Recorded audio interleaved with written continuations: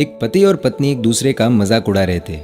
उनकी एनिवर्सरी थी और कई लोग उनकी एनिवर्सरी मनाने के लिए उनके घर आए हुए थे।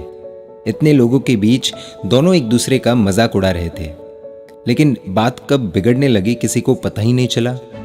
धीरे धीरे मजाक एक दूसरे की बेइज्जती तक आ गया।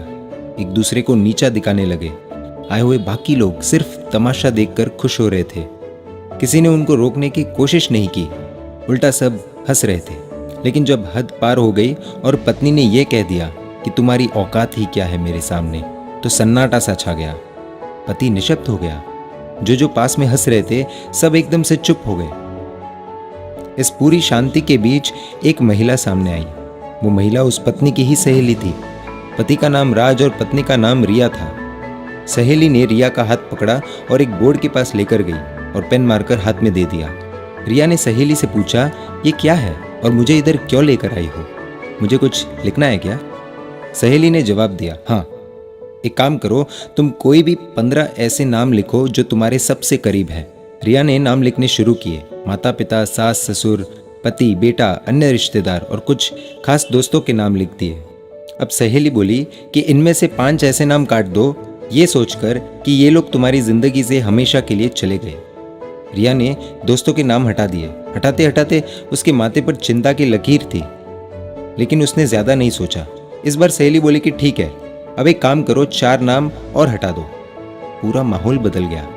सबके चेहरों पर टेंशन कि आखिर ये हो क्या रहा है। रिया ने रिश्तेदारों के नाम हटा दिए।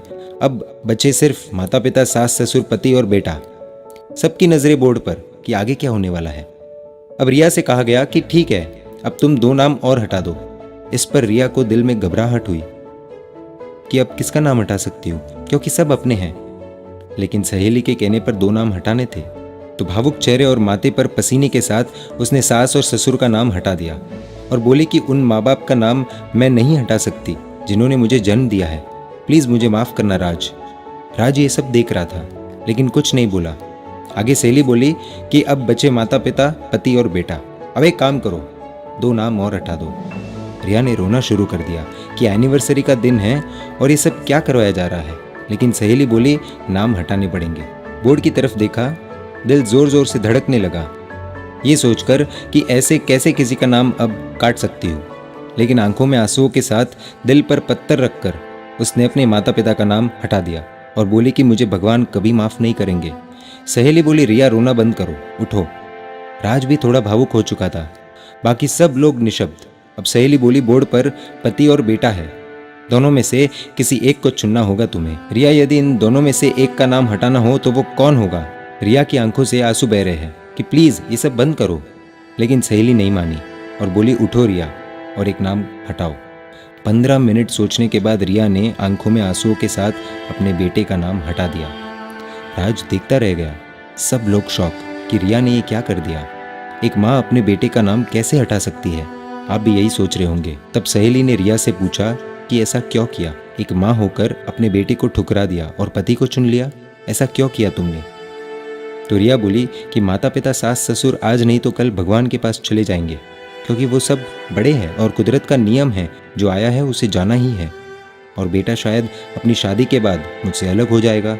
हो सकता है मुझे आश्रम भेज दे, हो सकता है मेरी सेवा करे, या ऐसा भी हो सकता है कि मुझे घर से निकाल दे, क्योंकि आजकल की जनरेशन का क्या भरोसा। रोते रोते राज के पास गई और बोली कि इन सबके बीच राज, जो मेरा पति है, वो मुझे कभी नहीं छोड़ेगा और आखिरी सांस तक मेरा साथ देगा और मेरी रक्षा करेगा, मेरी देखभाल करेगा। मेरी हर ज़रूरत वही पूरी करता है, मेरी हर जिद भी वही पूरी करता है।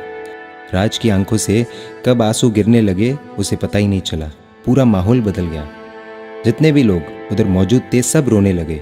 सहेली बोली कि जिस पति से इतनी उम्मीदें हैं, उसी पति की औकात की बात तुमने सबके सामने की।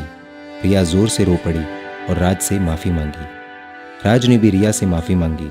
उस दिन दोनों को एक दूसरे की कीमत का एहसास हुआ। ऐसी एनिवर्सरी शायद पहले किसी ने नहीं मनाई होगी। सहेली ने रिया को सही रास्ता दिखाया और शायद एक परिवार को ये सिखाया कि परिवार क्या होता है। बाकी सब तो सिर्फ उनके झगड़े का इंतज़ार कर रहे थे।